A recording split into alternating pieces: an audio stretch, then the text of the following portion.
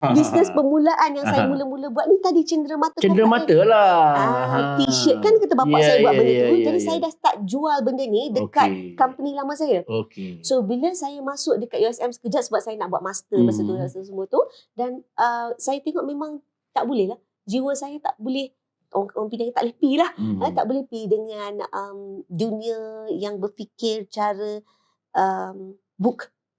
Saya dah di-train 6 tahun berfikir cara numbers. So it's all dollars and cent. So saya rasa kalau saya duduk 8 jam, saya balik dengan gaji 2,000 tu rugi. Waktu tu lah. Kan? So jadi saya rasa saya kena buat more. So saya start supply. Bila saya dah masuk kat USM, saya kenal ramai kawan-kawan kat USM. So then saya start supply kepada alumni Universiti Universiti Sains Malaysia.